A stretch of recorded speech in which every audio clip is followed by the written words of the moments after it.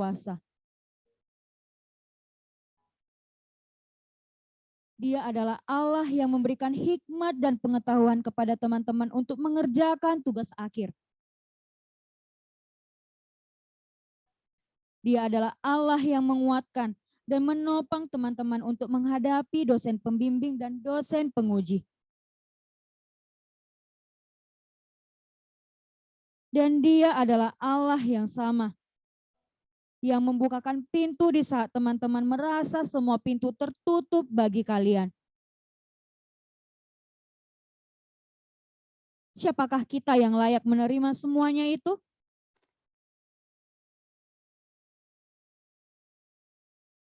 Dia, Allah yang selalu menjawab pergumulan kita, sehingga kita boleh mengetahui bahwa telinganya tak kurang tajam untuk mendengar seruan kita, dan tangannya tak kurang panjang untuk menolong kita. Bahkan apa yang tak pernah kita pikirkan, Dia selalu sediakan bagi kita, sehingga kita tidak hanya mengenal Dia sebagai pribadi yang mampu mengubah keadaan, tetapi Ia juga mampu mengubahkan pribadi kita sehingga kita menjadi serupa dengan Dia.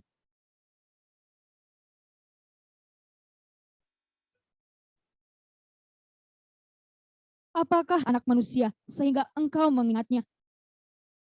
Apakah anak manusia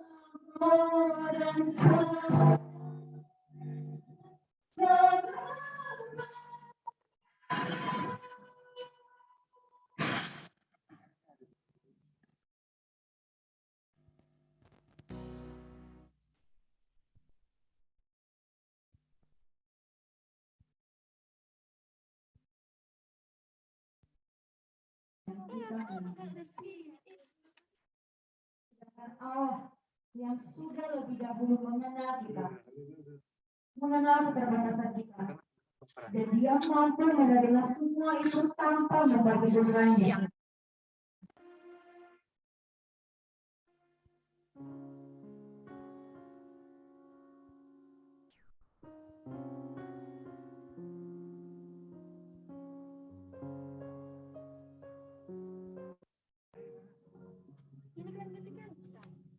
Datanglah dan berbaliklah kepada Allah, karena Dia telah setia di sana menunggu kita kembali kepadanya.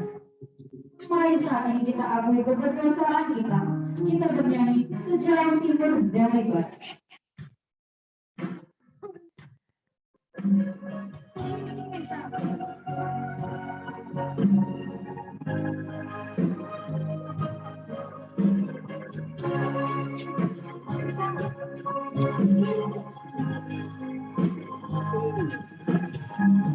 Jauh timur dari barat, Engkau membuang dosaku. Tiada kau ingat lagi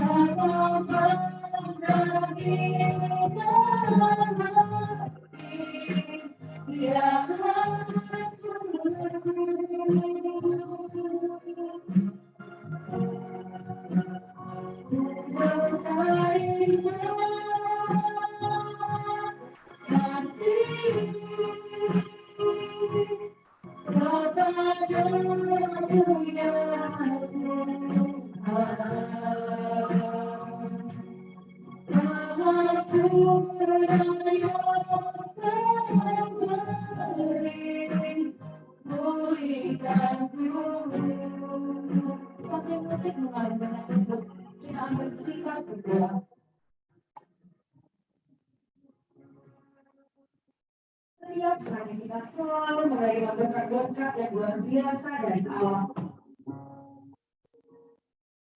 Kebaikan yang Ia berikan tidak berdasarkan baik buruknya kondisi kita. Berkatnya yang kita terima selalu berhasil membuat kita terpesona.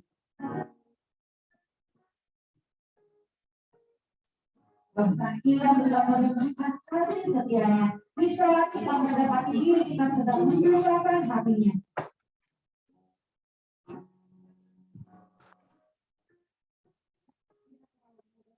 Kompromi dengan masa. Kita terlalu mudah berkompromi dengan hal-hal yang bersifat instan. Kita yang tergoda dan lebih memilih untuk tidak berintegritas.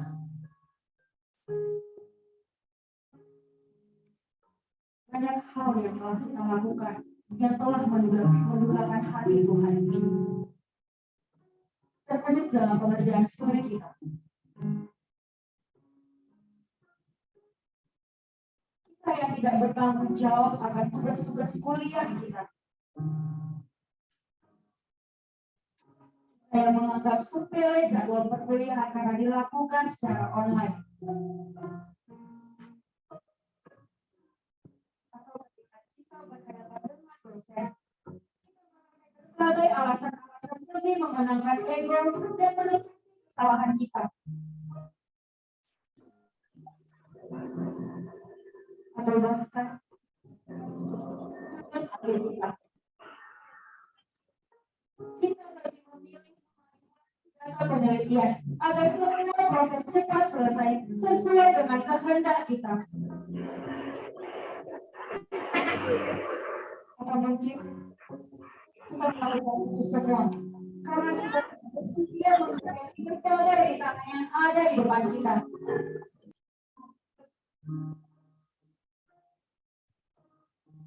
Kita yang pernah merasa bahwa segala yang di pikiran kita itu baik, sampai kita lupa kebenaran firman Tuhan yang menghidupkan. Kita yang sering mengabaikan Tuhan di dalam perencanaan studi kita. Yang bersikeras menghindari kedaulatan Allah dari hal-hal yang sifatnya hanyalah sementara.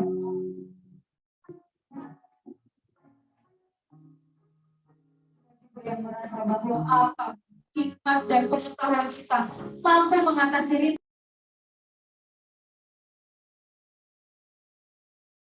fakta bahwa damai sejahtera Allah melampaui segala akal yang mampu memelihara hidup kita.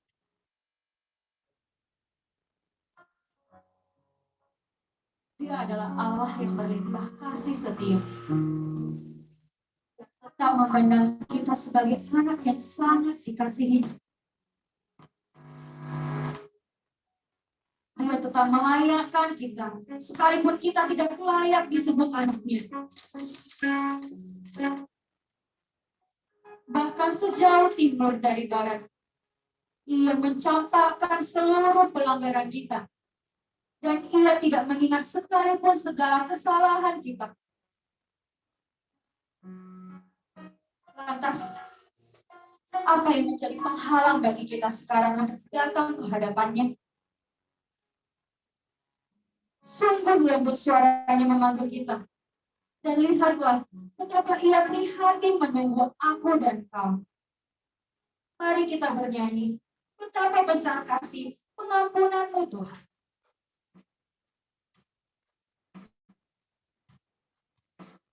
Betapa besar kasih pengampunanmu.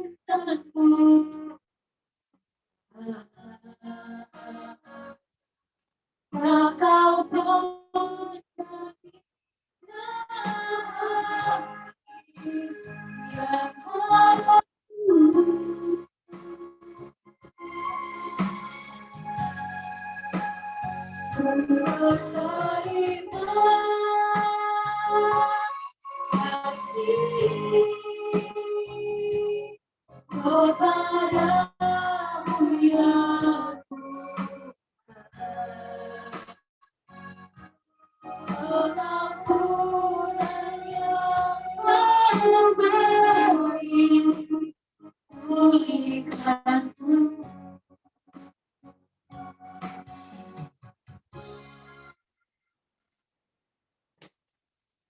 kita akan diisi oleh kebenaran firman Tuhan.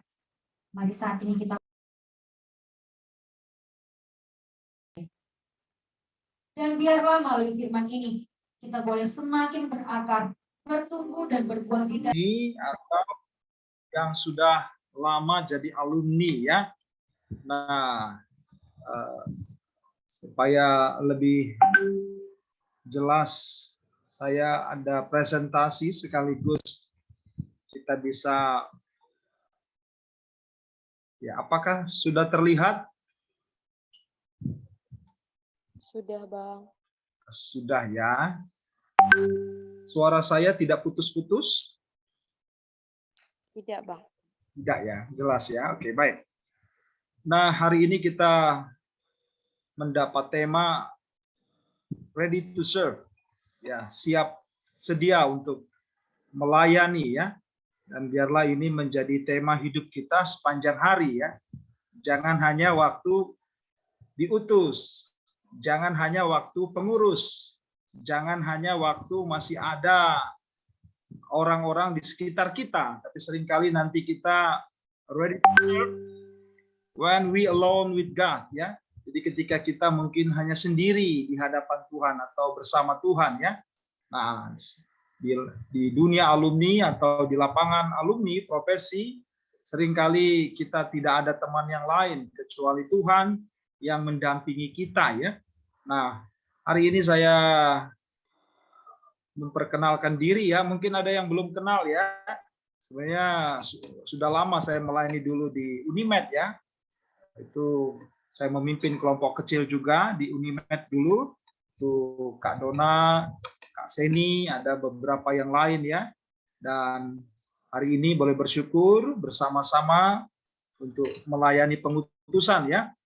Papa saya Marga Simbolon, nama saya diberi Manat Simbolon ya. Ibu saya Boru Silalahi dan istri saya Boru Simatupang ya. Ini alumni bukan Unimed ya. Alumni Nomensen ya.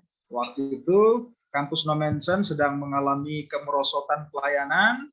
Saya diutus menjadi PKK di sana, jadi ketua tim reknya juga, lalu membenahi pelayanan di sana, dan puji Tuhan terjadi regenerasi yang baik, dan bukan hanya itu ya, ternyata mantan koordinatornya jatuh cinta pada saya, atau tepatnya saya juga jatuh cinta ya, jadi habis follow up, follow me ya, Nah, tapi itu kalau Tuhan menghendaki ya. Nah, bersyukurlah ya, Tuhan beri. Jadi cari domba itu jangan di kandang singa ya. Cari domba jangan di kandang serigala. Cari domba di kandang domba. Amin.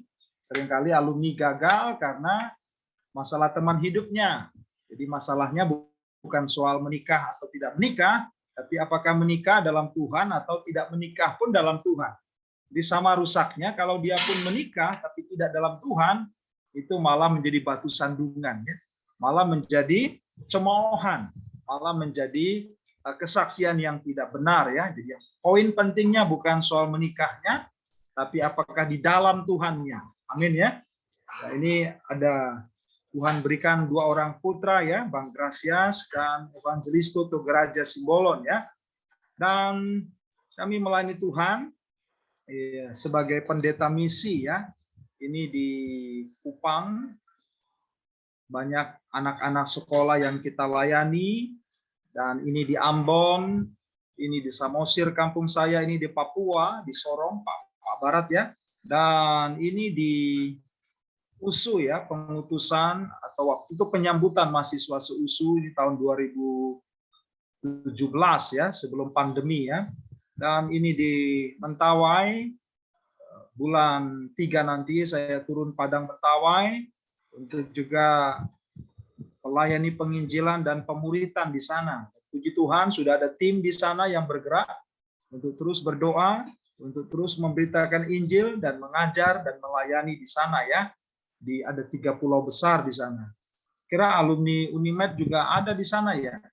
Jadi kalau ada di sana tolong kontak saya ya. Nah, ini di penjara, saya juga punya waktu pelayanan ke penjara baru Januari kemarin dari lapas kelas 1 ya. Nah, di sini kita melihat angka kejahatan begitu besar, terutama kasus narkoba ya. Nah, inilah yang hari ini menjadi penyakit besar di tengah-tengah generasi kita. Karena generasi pemimpi, ya, generasi yang hanya mau gampangan gitu ya. Nah, hari ini kita harus sungguh-sungguh melayani generasi ini. Dan ini tema hidup saya, dan saya menularkan dari tema hidup rekan-rekan, dimanapun nanti, apapun profesinya. Nah, mari kita baca sama-sama ya. Bolehkah selama sesi kita ini, videonya, kameranya dibuka ya. Gak enak juga saya melihat batu nisan semua ini. Cuma nama doang.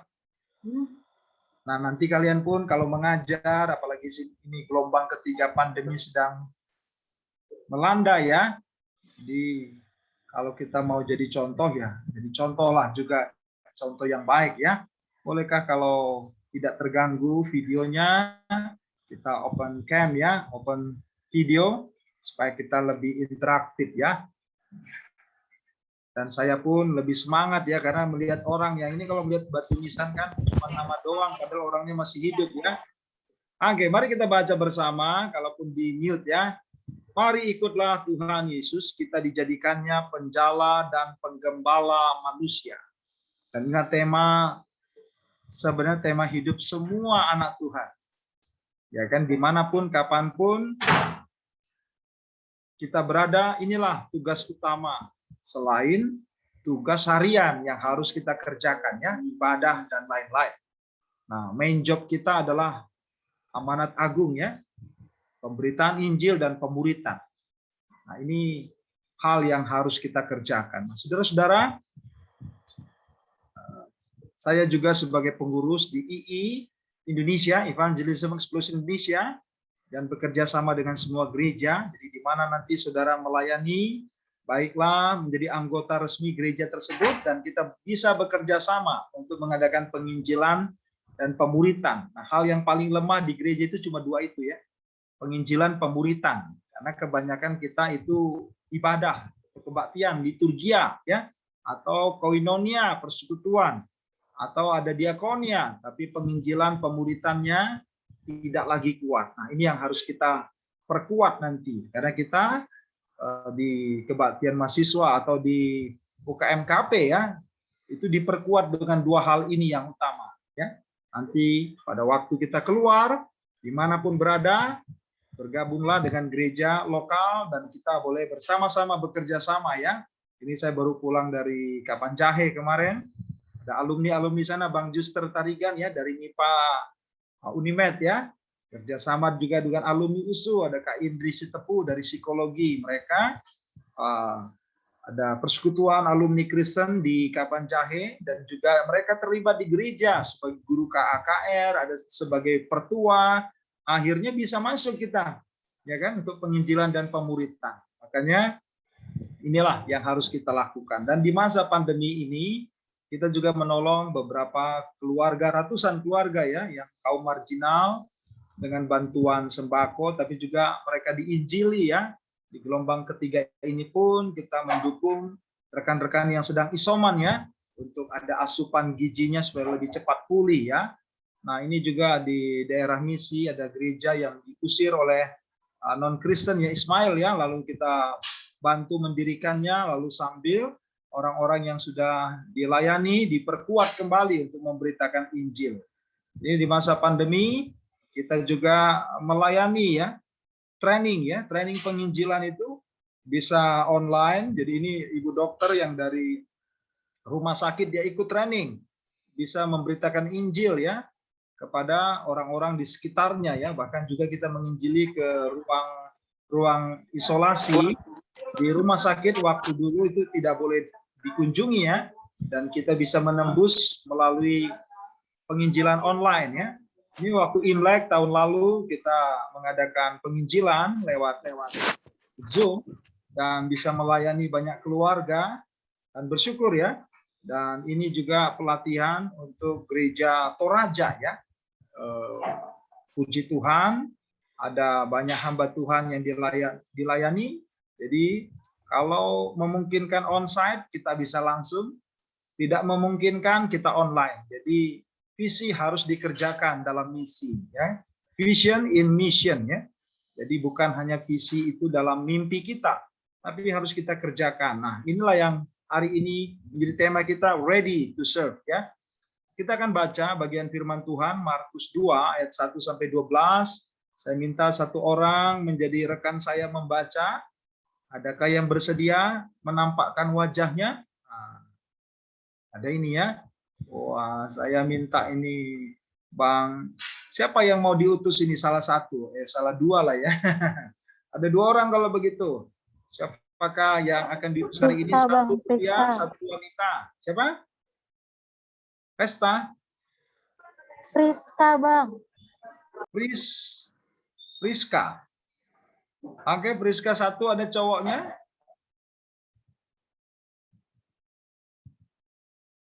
Ada cowoknya tidak ya?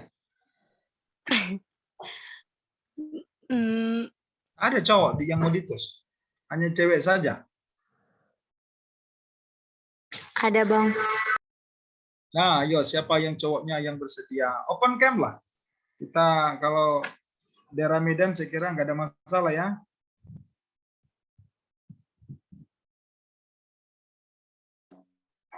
Oke, saya minta dua orang volunteer ya. Adakah yang bersedia membaca? Ini ada aparat saya yang di Sirado ini. Bisa dimunculkankah wajahnya?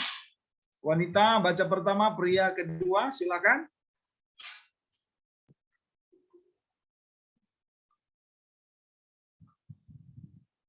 Tuh, tengah dong.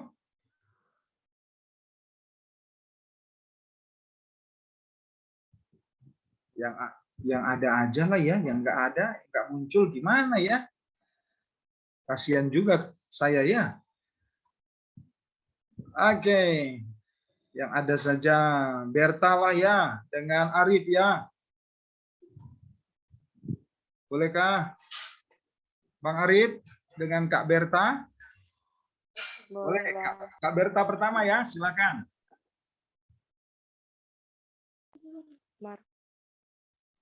Markus 2 ayat 1 sampai 12.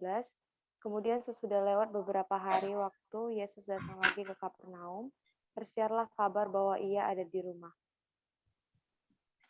Maka datanglah orang-orang berkerumun sehingga tidak ada lagi tempat. Bahkan di muka pintu pun tidak. Sementara ia memberitakan firman kepada mereka. Ada orang-orang datang membawa kepadanya seorang lumpuh, digotong oleh 4 orang. Tetapi mereka tidak dapat membawanya kepadanya karena orang banyak itu. Lalu mereka membuka atap yang di atasnya. Sesudah terbuka, mereka menurunkan tilam, tempat orang lumpuh itu terbaring. Ketika Yesus melihat iman mereka, berkatalah kepada orang lumpuh itu, "Hai anakku, dosamu sudah diampuni."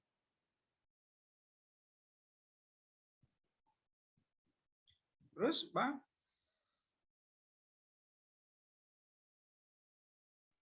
Tetapi di situ ada juga duduk beberapa ahli Taurat. Mereka berpikir dalam hatinya, mengapa orang ini berkata begitu? Ia menghujat Allah, siapa yang dapat mengampuni dosa selain daripada Allah sendiri?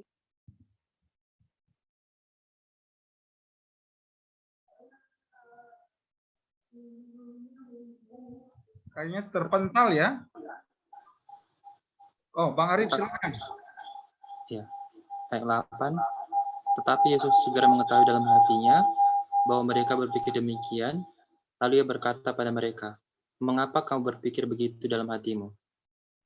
Manakah lebih mudah mengatakan kepada orang lumpuh ini, dosamu sudah diampuni, atau mengatakan, bangunlah, angkatlah tilammu dan berjalanlah?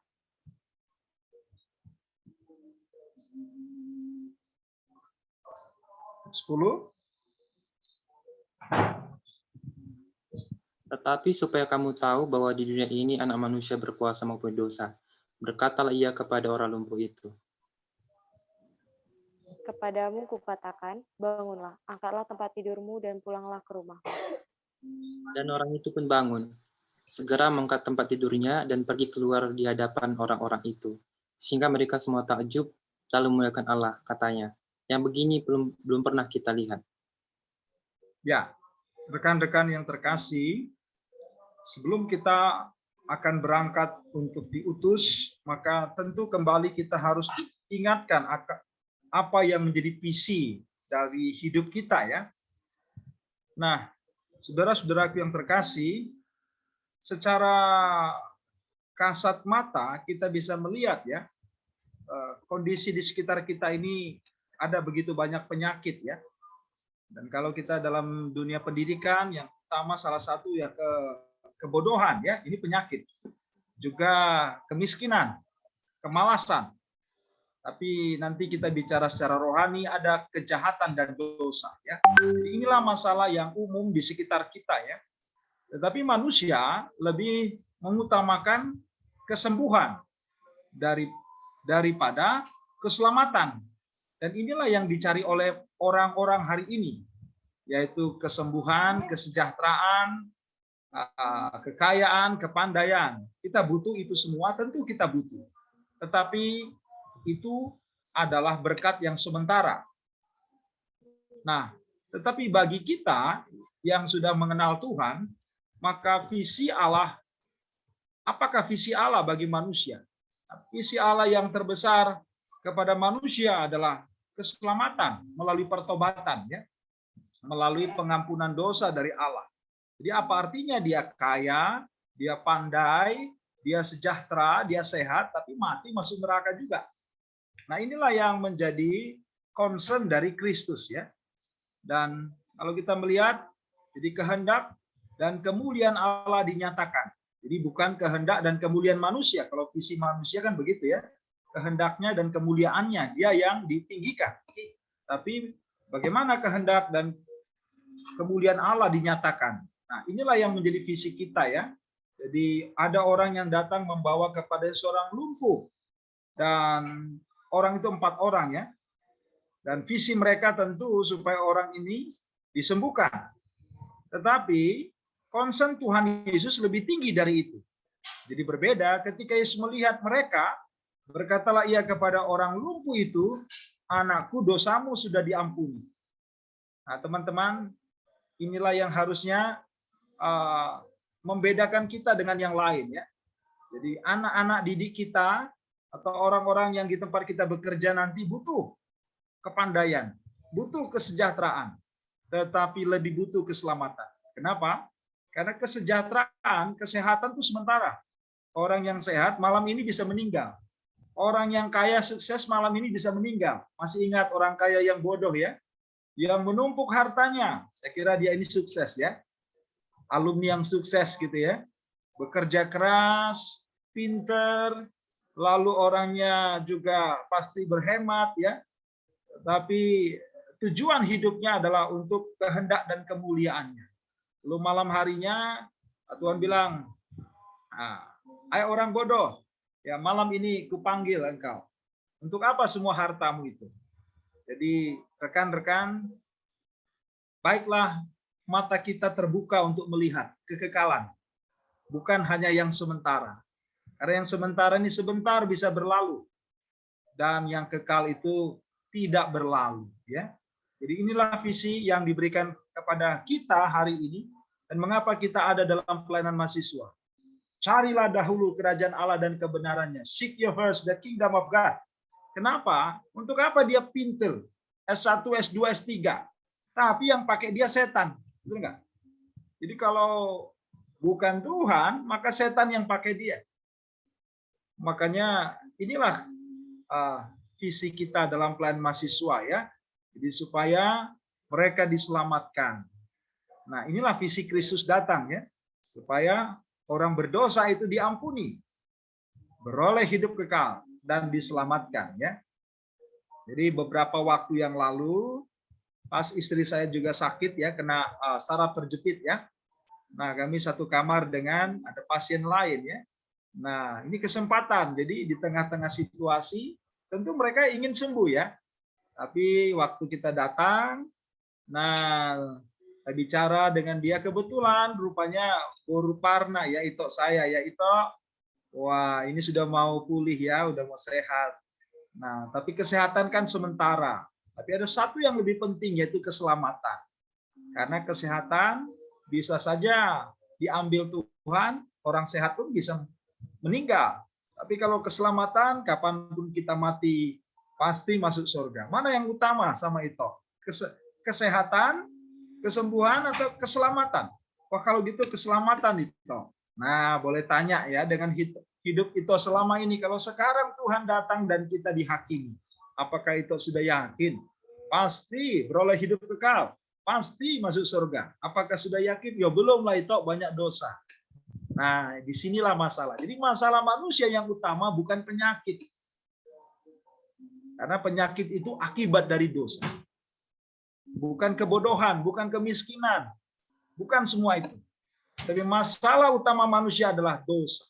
Kan nggak ada dibilang ya, kalau engkau miskin masuk neraka. Nggak ada ya. Kalau engkau bodoh masuk neraka. Kalau engkau misalnya sakit masuk neraka. Nggak ada itu. Tapi kalau upah dosa maut, ya memang itulah dia. Jadi bukan kita mengabaikan yang lain, tidak butuhkan yang lain, tapi yang utama harus tetap yang utama. Amin.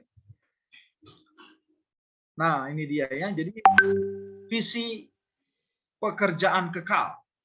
Jadi orang hari ini bekerja untuk apa? Untuk makanan yang dapat binasa. Tetapi Tuhan bilang bekerjalah bukan untuk makanan yang dapat binasa, melainkan untuk makanan yang bertahan sampai hidup yang kekal yang akan diberikan anak manusia kepadamu. Dialah akan disahkan Bapa Allah dengan meterainya. Jadi ada pekerjaan untuk makanan yang dapat binasa, tentu untuk hidup sementara. Inilah pekerjaan baik atau perbuatan baik ya.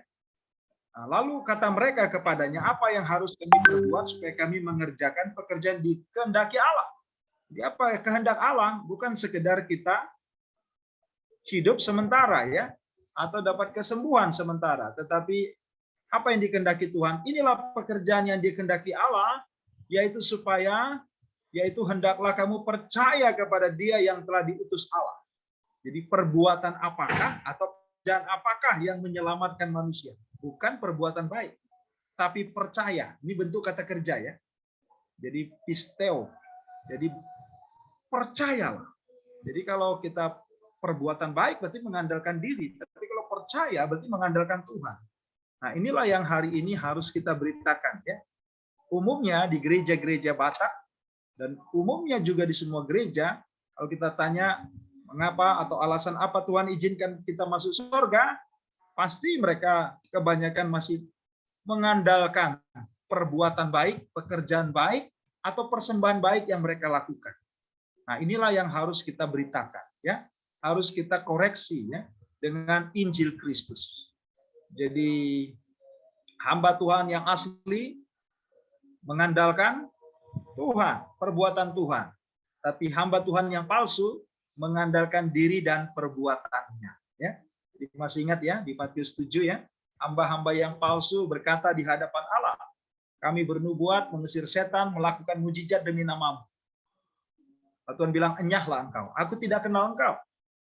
Karena mereka mengandalkan diri dan perbuatannya. Nah, hamba Tuhan yang sejati, Lukas 17 ayat 10 ya, jika engkau selesai mengerjakan pekerjaanmu, hendaklah engkau berkata, kami adalah hamba-hamba yang tidak berguna, kami hanya melakukan apa yang harus kami lakukan.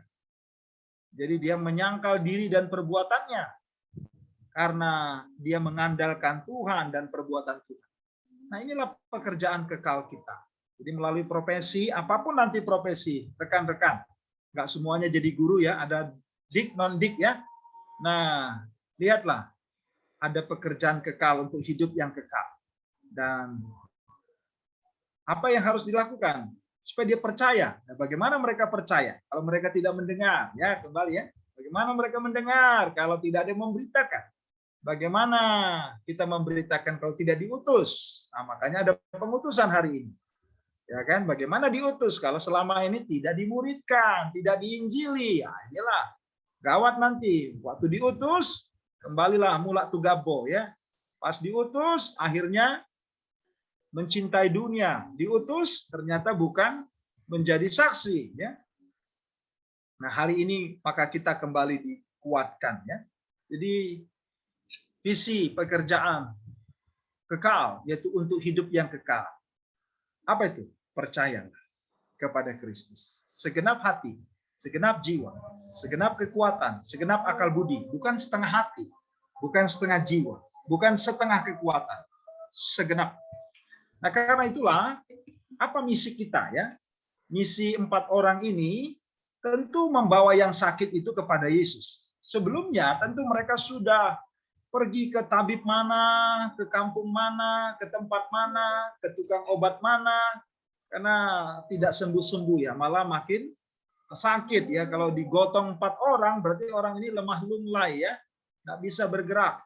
Dan orang ini tentu sangat mengasihi ya, 4 orang ini mengasihi orang yang sakit tadi ya. Jadi misi dari manusia adalah supaya bekerja, menolong, mendoakan ya. Jadi makanya ada istilah dokter menolong, merawat, Tuhan yang menyembuhkan ya. Jadi kalau pendeta datang atau hamba Tuhan mendoakan, melayani, Tuhan yang menyelamatkan. Jadi kembali bahwa semua baik itu pekerjaan kita atau pelayanan kita sebenarnya sumber dari kekuatan, sumber dari berkat itu adalah Tuhan, ya kan?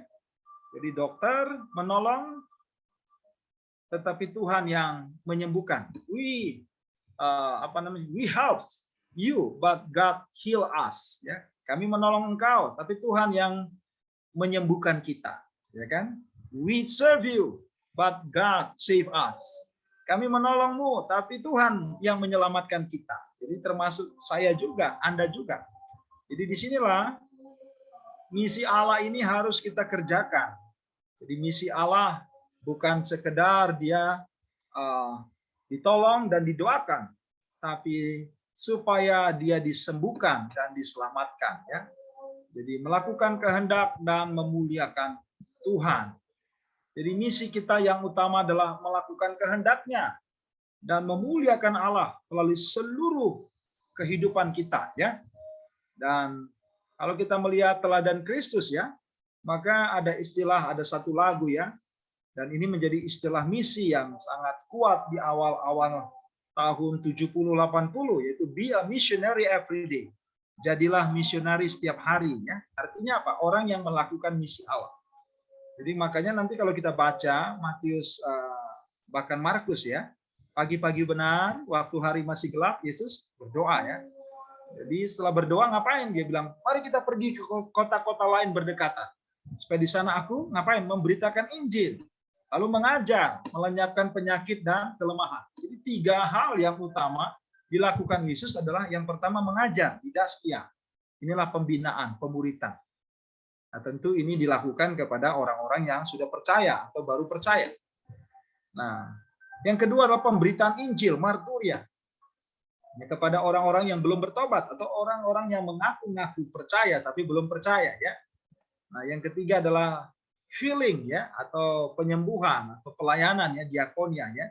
Jadi ini 3 tugas utama yang Yesus lakukan. Maaf, gereja hari ini dengan istilah marturia, koinonia, diakonia. Jadi marturia ini lebih kepada core, lebih kepada pujian di dalam gereja. Nah, kalau kita mau sadari ya, Yesus tidak pernah ketemu murid-muridnya lalu latihan core. Pernah? Pernah baca ayat lalu Yesus latihan core ya? Tidak pernah itu. Tapi kalau Yesus setiap hari dengan murid-muridnya ngapain? Mengajar di bait Allah, mengajar nanti waktu di pantai ya kan? Ini tadi masih lihat kan di rumah dia memberitakan firman Tuhan, ya kan? Tadi nats kita di Markus pasal 2 ini ya. Waktu dia ada di rumah, dia memberitakan firman. Jadi waktu di rumah, di bait Allah, maupun nanti khotbah di atas gunung ya kan? Di pantai dia mengajar, memberitakan kebenaran firman Allah yang sudah diselewengkan ya. Lalu memberitakan Injil dan melayani. Inilah sebenarnya misi kita tiap hari. Jadi dimanapun nanti rekan-rekan, apapun profesi, ya kan, apapun jabatanmu, jangan tunggu, jangan tunda untuk bermisi. Be a missionary every day. Amin. Be a missionary everywhere. Jadi jadilah missionary. Kapan saja, di mana saja. To everybody. Kepada siapa saja. Amin. Inilah doa kita ya.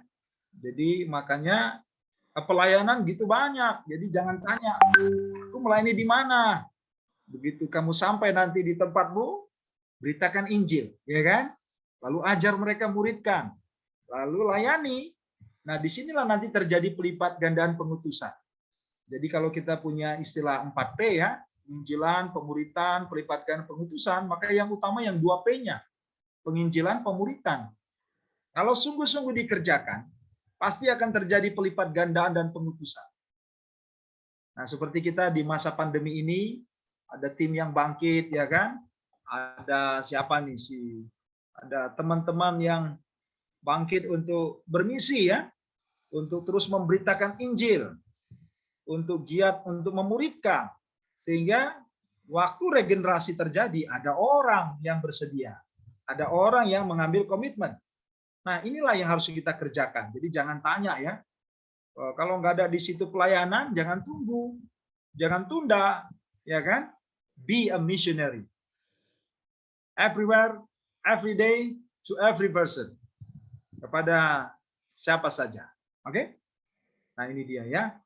Jadi satu kali saya di WA oleh adik dari Papua. Dia bilang, Bang, banyak sekali di sini orang yang butuh Injil, Bang. Ada nggak? Tim penginjilan di sini. Saya jawab, ada. Siapa Bang? Kamu, saya bilang. Ya dia belum buat apa-apa, cuma cari-cari orang aja kerjanya. Jadi jangan tunggu, tapi beritakanlah Injil. Maka diperlengkapi ya. Bersyukur kalau ada pelatihan, Kak Dona, ya kan, rekan-rekan yang lain di sini, terus giat berlatih memberitakan Injil.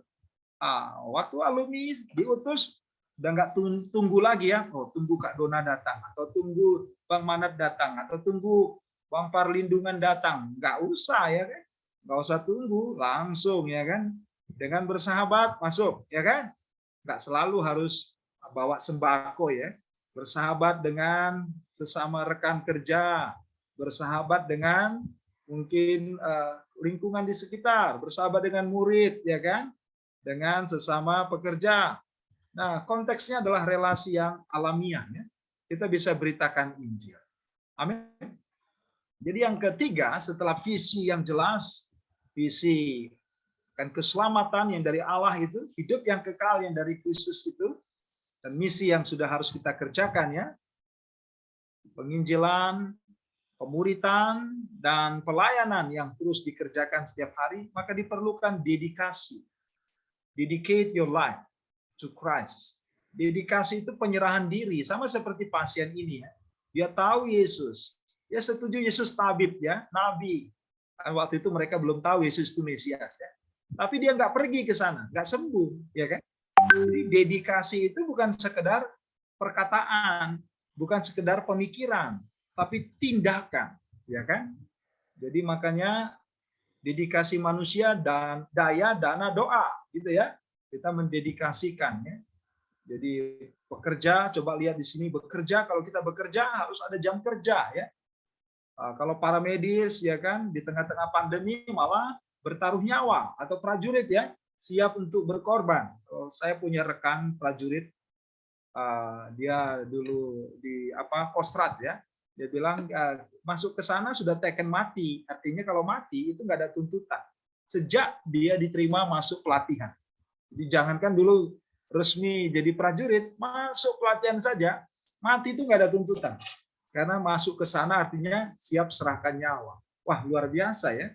Di masa pandemi ada orang dokter yang berani untuk masuk rumah sakit, berani ketemu pasien COVID, apalagi waktu gelombang kedua ya. Itu yang varian Delta ya. Kalau yang terakhir ini si Omikron agak lebih dia sedikit ya. Karena ada Tante Ikron dan yang lain-lain ya. Mungkin dia sudah agak lebih bersahabat ya. Nah, kalau yang kemarin itu si Delta itu kayak itu Delta Force ya, itu serangan besar ya. Nah, ini dia Omikron lebih bersahabat karena ada omnya ya. Jadi, tapi ada orang yang berani berjuang. Ada dokter yang meninggal, ada para medis yang meninggal. Untuk apa? Orang disembuhkan. Tetapi untuk hal-hal yang sementara tadi, orang mau mendedikasikan hidup. Bekerja untuk dapat kesejahteraan. Para medis untuk dapat kesembuhan. Prajurit untuk mendapat kemerdekaan. Yang sementara. Nah, bagaimana dedikasi yang Tuhan mau? Tuhan bilang, ya, melayani dan menebus. Menyerahkan nyawa ya dan menyertai untuk apa? Untuk hidup yang kekal. Jadi ada pengabdian, ada pengorbanan.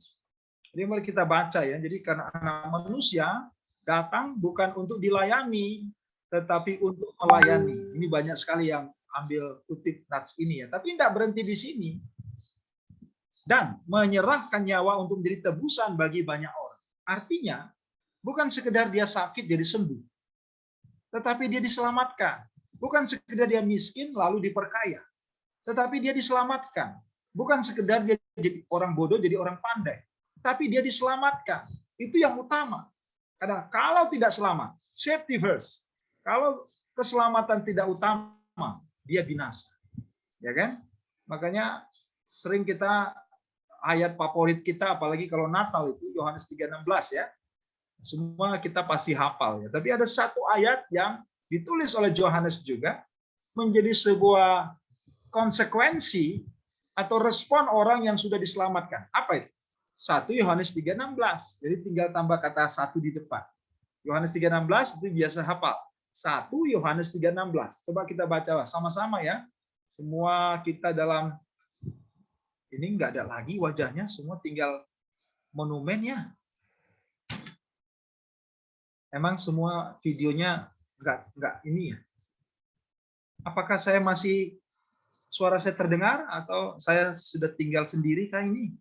Masih, Bang. Oh, cuman si Ana aja ya. Iya ya. Nah, baik ya. Coba si Ana yang baca nih, deh. 1 Yohanes 3:16.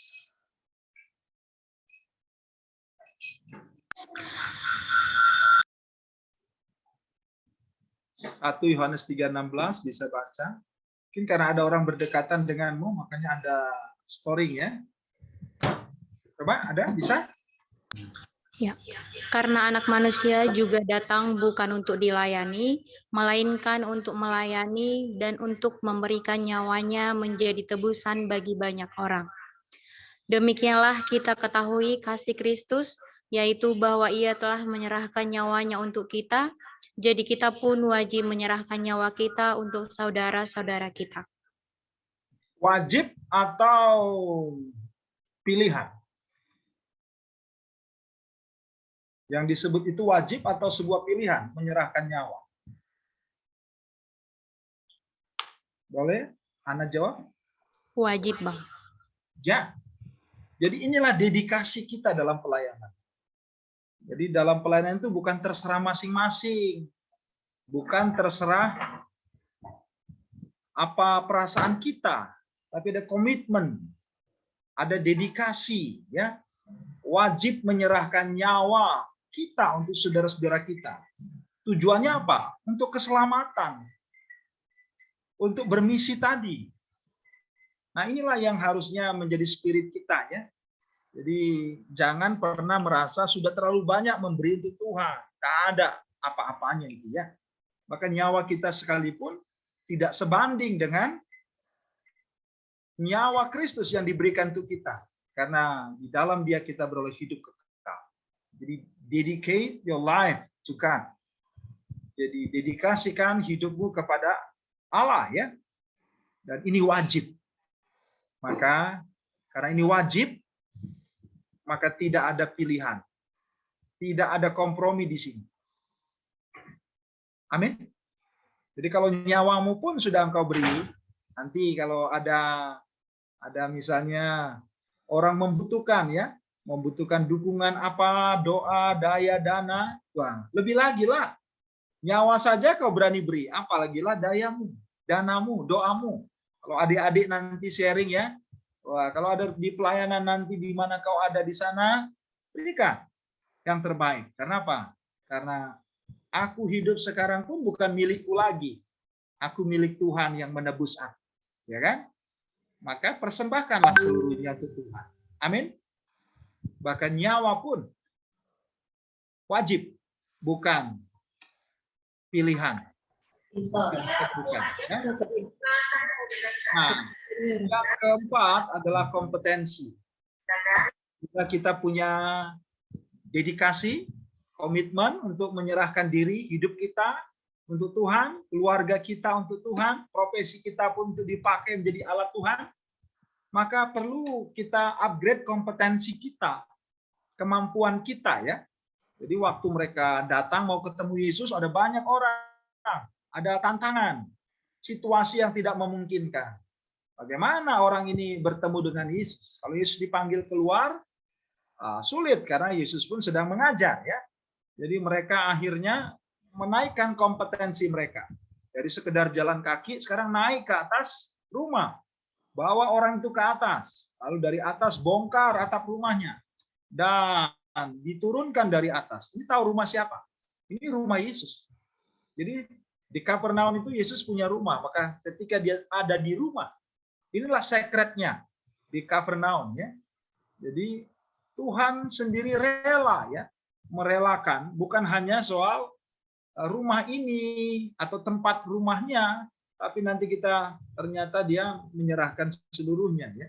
Jadi kalau kita punya rumah nanti, punya tempat tinggal nanti, boleh dipakai tempat persekutuan. Amin. Boleh dipakai jadi sekret pelayanan, boleh dipakai untuk pembinaan anak-anak di sana. Jadi kita butuh ada hal-hal seperti itu. Jadi kompetensi rohani, ya. Nah, orang secara dunia memerlukan ilmu pengetahuan dan kompetensi sekular lahiriah. Butuh nggak? Butuh, ya. Untuk membongkar rumah pun punya keahlian, ya. Jangan-jangan rubuh semua satu atap, ya kan? Untuk mendidik pun punya kompetensi. Mari terus upgrade kompetensi. Tetapi juga ada jadi ilmu pengetahuan kompetensi untuk menghadapi kelemahan, hambatan, dan tantangan yang kita hadapi. Oke? Upgrade lah. Tetapi juga ada kompetensi rohani, ya, spiritual, iman, pengharapan, dan kasih. Jadi jangan setelah kita alumni satu dunia pun, ya kan, Bible reading-nya pun tidak ada lagi, ya kan, kelompok PA-nya pun tak ada lagi, ya kan. Pemuritannya pun berhenti, sudah tamat gitu, ya. Lalu pelayanan pun tidak ada lagi sehingga kita tidak bertumbuh juga secara rohani, ya. Nah, makanya kita harus terus, ya, meningkatkan kompetensi ini. Iman, pengharapan, dan kasih untuk melawan apa? Keinginan daging, dosa, dan dunia yang sedang menyerang kita ya. Nah, inilah yang harus kita kerjakan terus. Nah, adik-adikku yang terkasih, jadi ada kompetensi sekular, ada kompetensi spiritual. Dua hal ini kita butuhkan dan kita harus tetap menjaganya ya. Berdoa dan berjaga-jaga. Jadi ada kata berdoa, ini bicara spiritual ya, berjaga-jaga juga bicara secara sekular, artinya kita waspada dalam dua sisi ini. Jadi berbagai karunia, kompetensi yang Tuhan beri, ini tuh saling melengkapi ya. Jadi jangan dulunya hanya bisa main gitar ya, sampai alumni pun cuma bisa main gitar ya. Ya, boleh suaranya di mute dulu, Bang Rinaldi. Oke. Jadi ada kompetensi-kompetensi yang kita diberikan Allah, talenta yang diberikan, mari kembangkan ya. Ada karunia mengajar, hikmat, pengetahuan, melayani, ada pujian, ada bisa khotbah, pendoa, menasihati, memimpin, kemurahan, ini berbagai karunia ya. Jadi jangan bilang kamu tidak punya karunia. Ada berbagai karunia. Ya kan? Nah, tinggal maukah engkau untuk memberikan ya kompetensi yang ada padamu. Ingat bahwa orang yang membagikan, mengerjakan talentanya akan ditambahkan. Ya kan? Tetapi orang yang menyimpan, menyembunyikannya akan diambil daripadanya. Ya, nggak usah jauh-jauh soal talenta yang lain. Kalau kita misalnya ilmu kita pun nggak kita asah ya, maka besok-besok kita sudah lupa, ya kan? Apalagi kalau belajarnya sistem SKS ya, habis ujian 2 minggu lagi udah lupa tuh, karena dia hanya kebut untuk ujian ya, bukan mengerti, memahami. Nah, hari ini kita harus bersungguh-sungguh ya. Jadi di tengah-tengah situasi ini, upgrade, tingkatkan, top up your competence. Jadi supaya makin kita, misalnya kompetensi bahasa kita bagus, kita bisa dipakai go international, ya kan? Kompetensi skillful kita bagus, kita bisa dipakai sebagai orang yang dicari dalam bidang itu ya. Jadi artinya mari terus, jangan merasa cukup puas dengan apa yang tanda petik sudah ada padamu. Dalam arti kata bukan tidak bersyukur, kita bersyukur, tetapi bersyukur untuk terus menambahkan. Jadi jangan punya mental mediocrity atau tuh mediocrity. Ya mental biasa-biasa, setengah-setengah. Jadi guru yang biasa-biasa. Ya kan? Pekerja yang biasa-biasa, pelayan yang biasa-biasa. Jangan. Tuhan bilang panas, panaslah, dingin, dinginlah ya. Kalau suam-suam, kumuntahkan kau, ya kan? Jadi Tuhan tidak mau orang yang biasa-biasa. Kita pun yang kalau cari pacar mau yang biasa-biasa. Nah, yang biasa-biasa maksudnya cintanya pun biasa-biasa aja, pengorbanannya biasa-biasa, ya kan? Samalah ke semua orang. Kalau samanya ke semua orang, ngapain dia samamu, ya kan? Jadi harus ada yang lebih, ya kan? Nah, itulah yang Tuhan mau ya. Jadi jangan mediocrity, tapi give your best. Jadi maksimalkan apa yang ada padamu. Bersyukur dan terus kembangkan ya.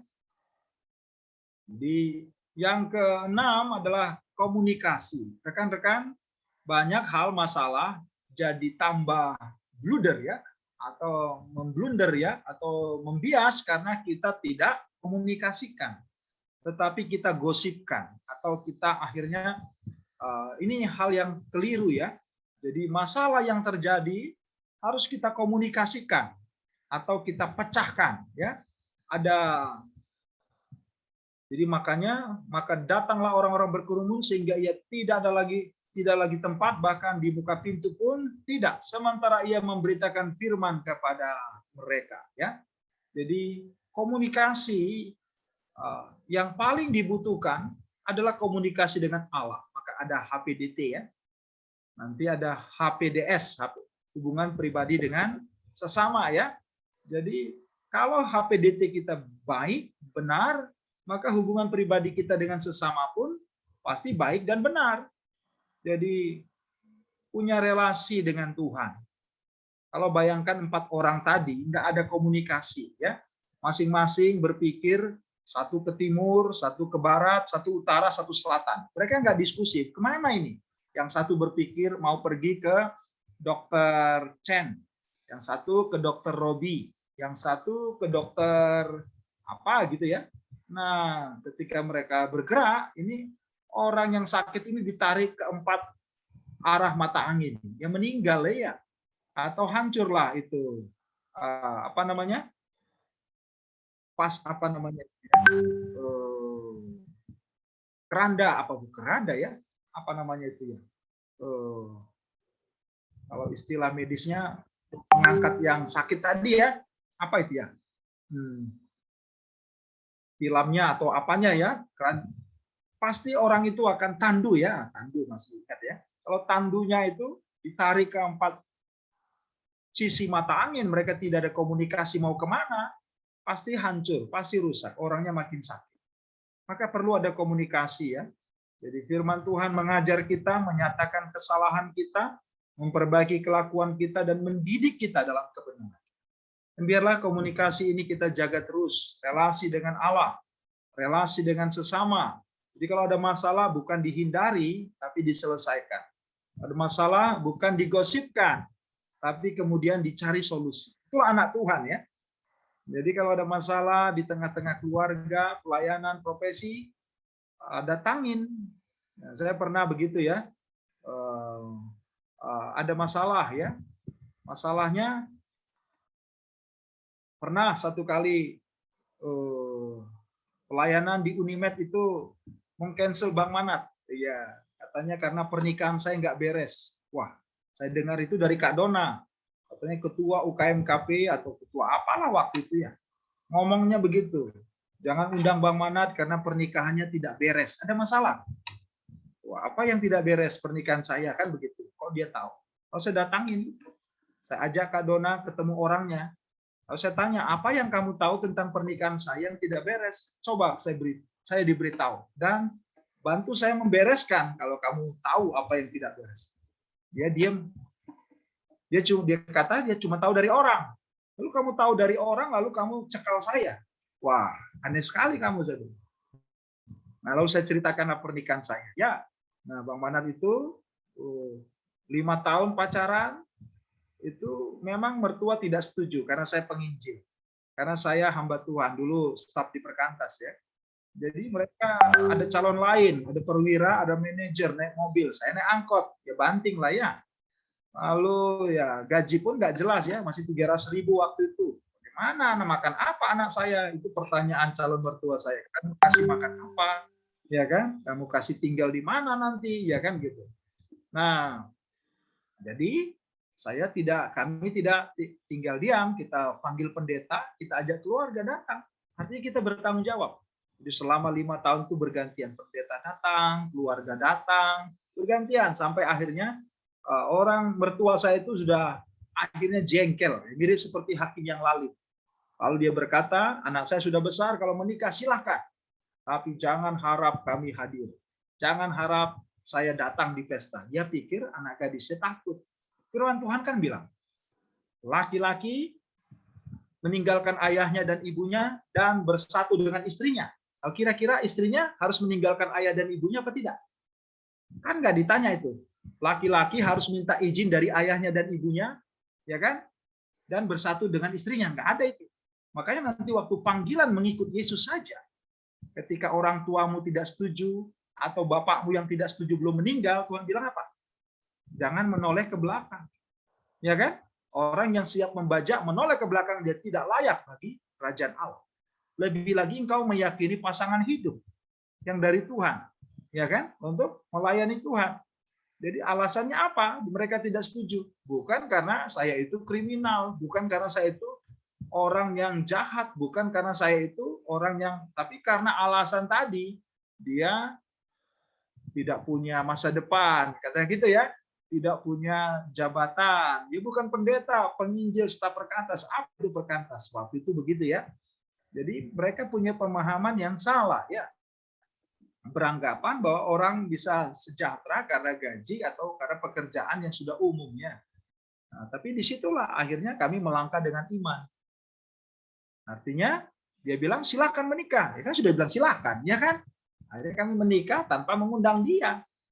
Dan bersama dengan pendeta semua. Jadi sekarang saya tanya sama ketua KMKP atau PMK waktu itu yang dari Unimed. Nah, di mana yang salah? Diamlah dia. Jadi jangan kita masalah didiamkan atau masalah hanya digosipkan.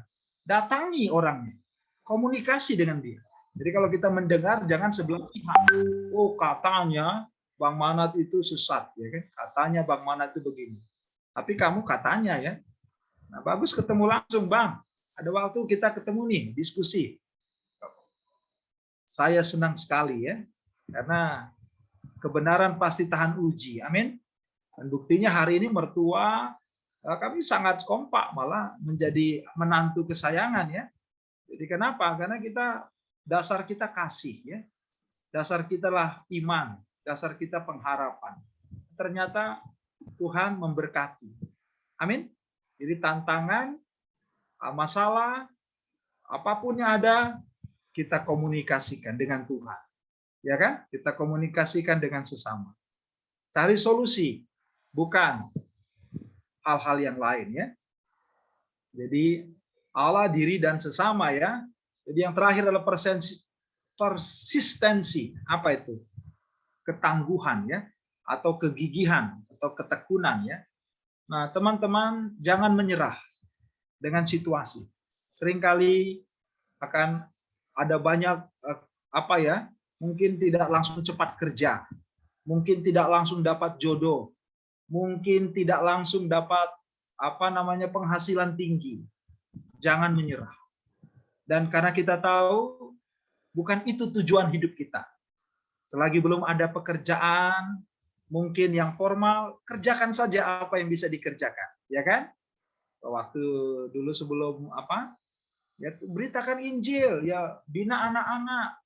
Dari mana uangnya? Waktu itu saya les privat ya, ngajar privat. Ya nggak apa-apa lah ya. Ya ngajar privat, ya kan? Kebetulan papa saya ada usaha peti mati ya. Nanti kalau ada yang mau pesan peti boleh ya. Saya bertukang juga.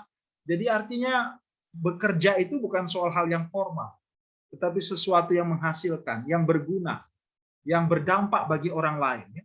Kalau soal berkat Tuhan, dari mana-mana Tuhan bisa kasih berkat. Amin. Jadi jangan terus mau kaya ya, jangan terus mau ya langsung sepertinya hebat gitu ya. Setia dalam perkara kecil. Jadi tetapi supaya kamu tahu bahwa di dunia ini anak manusia berkuasa mengampuni dosa, berkatalah ia kepada orang lumpuh itu, kepadamu kukatakan bangunlah, angkatlah tempat tidurmu, dan pulanglah ke rumahmu. Nah teman-teman, usaha mereka, kegigihan mereka, ketekunan mereka mendapat hasil. Kenapa? Karena mereka datang kepada Tuhan. Karena mereka mengandalkan Tuhan. Jadi kalau hidupmu untuk kemuliaan Tuhan, supaya kehendak Tuhan dikerjakan, percayalah bahwa pada waktunya engkau akan melihat hasilnya. Ya kan? Dan hasilnya apa? Dan orang itu pun bangun, segera mengangkat tempat tidurnya, dan pergi keluar di hadapan orang-orang itu sehingga mereka semua takjub, memuliakan Allah. Katanya, yang begini belum pernah kita lihat. Jadi orang kan melihat perbuatan Tuhan. Dan bukan hanya perbuatan dalam arti kata orang itu sembuh, tapi yang utama tadi apa? Orang itu diampuni. Selamat ya. Jadi melihat keselamatan yang daripada Tuhan. Dan melihat juru selamat. Nah, itu yang utama ya. Jadi kalau melihat kita, melihat prestasi kita, ya kita yang dipuji. Tapi kalau orang melalui hidup kita, melihat Yesus dengan iman dan percaya kepadanya, maka dia beroleh keselamatan. Jadi rekan-rekan, jangan menyerah.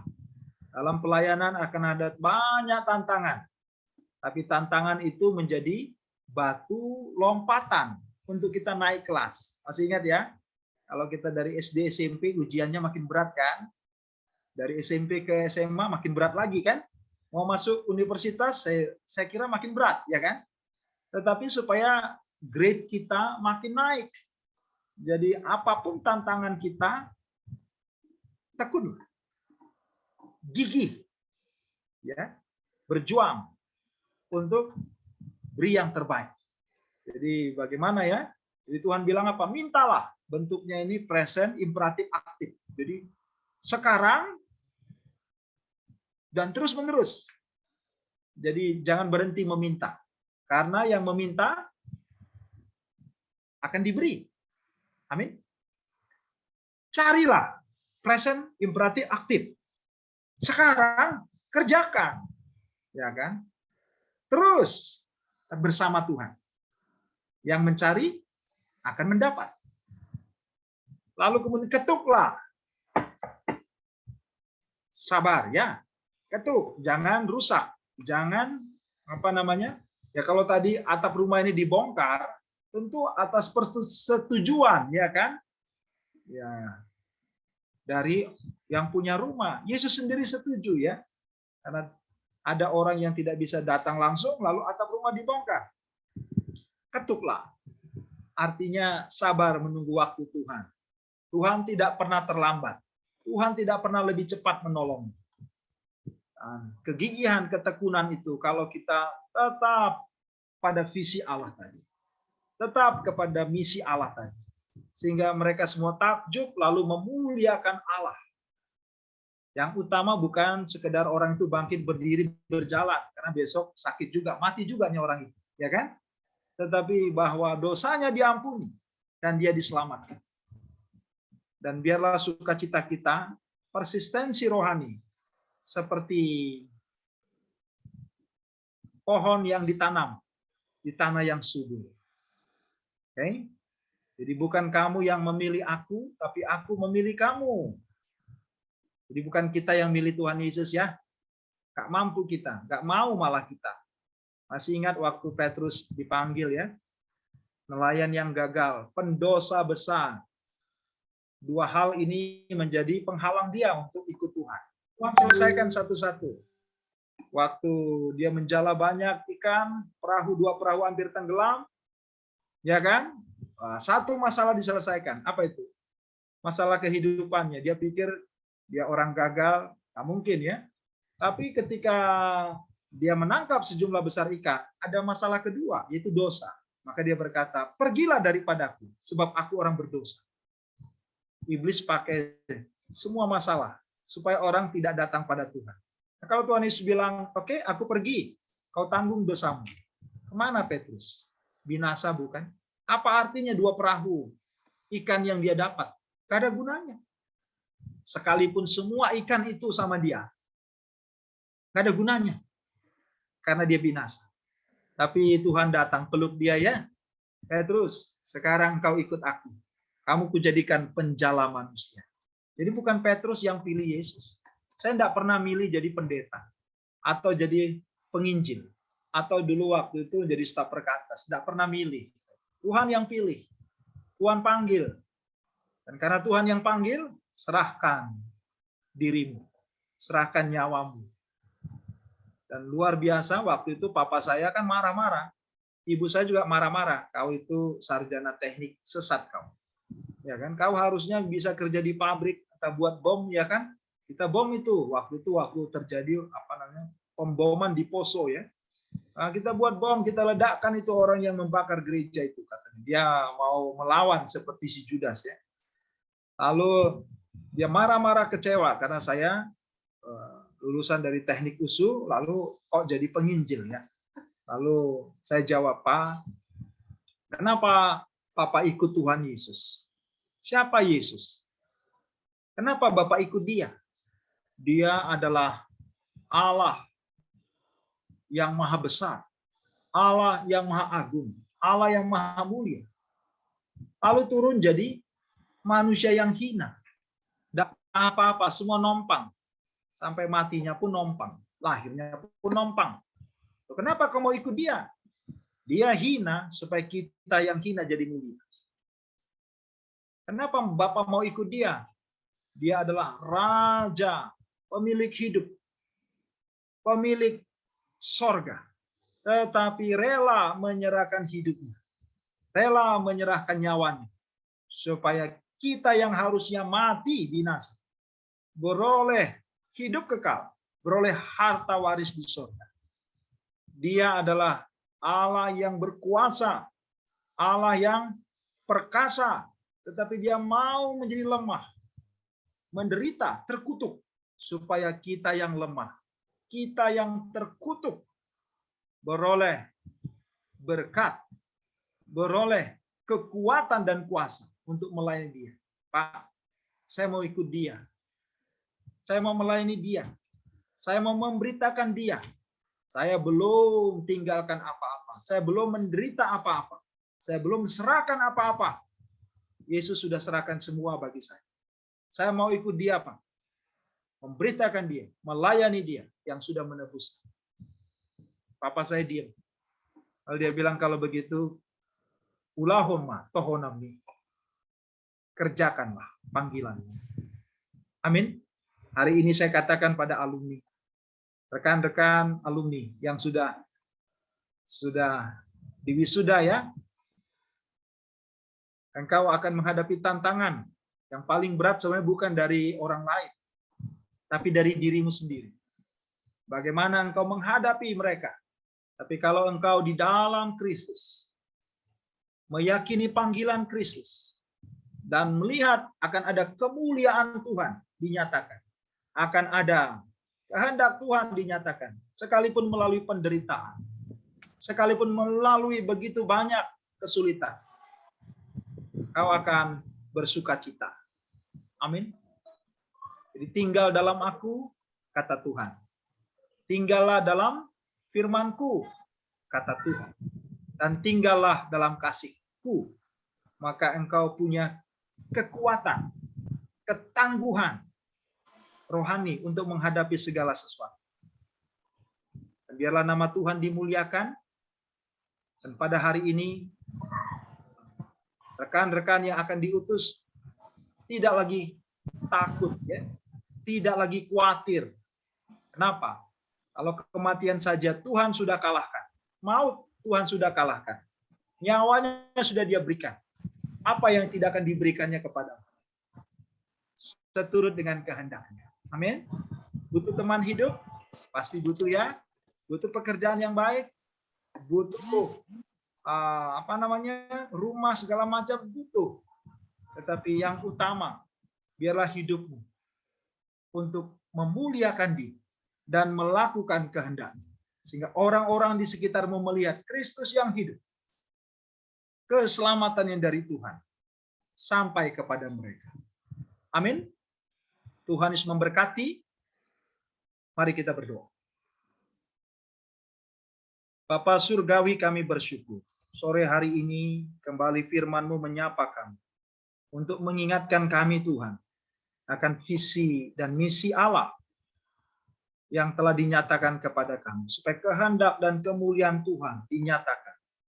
Dan kami hidup melakukan kehendak dan memuliakan Allah di sepanjang hidup kami. Tuhan, terima kasih.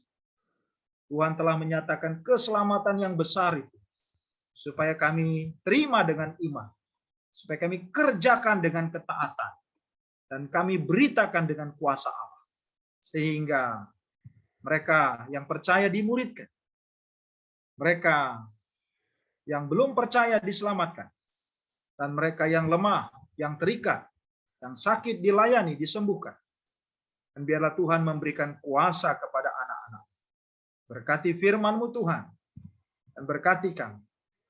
Sungguh Tuhan, kami memiliki dedikasi, penyerahan diri, pengorbanan diri. Wajib serahkan nyawa. Apalagi yang tidak kami serahkan untuk Tuhan, yang sudah serahkan hidup-Mu bagi kami. Dan tambahkanlah kompetensi kami, Tuhan. Baik kompetensi profesi kami, lebih lagi dari secara rohani dalam pelayanan kami. Tambahkanlah Tuhan. Dan ajar kami untuk memiliki relasi yang baik, yang benar dengan Tuhan. Komunikasi yang baik, yang benar dengan sesama juga. Supaya setiap masalah, setiap tantangan, setiap hambatan, kami boleh selesaikan bersama Tuhan. Dan juga menolong orang-orang di sekitar kami. Berkati kami untuk memiliki persistensi kegigihan, ketangguhan, ketekunan untuk mengerjakannya. Kami tahu Tuhan, kami harus pikul salib, sangkal diri setiap hari. Tetapi kami akan melihat kuasa salib-Mu, kuasa kebangkitan-Mu, kuasa kemenangan Kristus dinyatakan atas keluarga kami.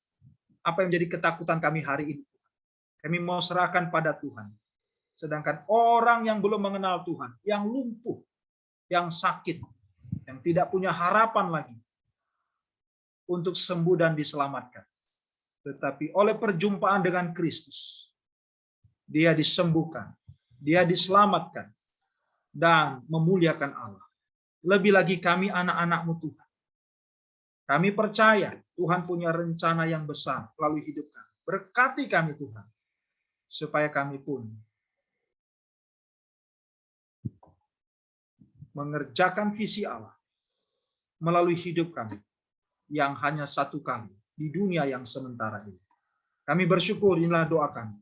Dalam Yesus Kristus Tuhan, setiap kita yang percaya, mari berkata, amin. Shalom, Tuhan Yesus.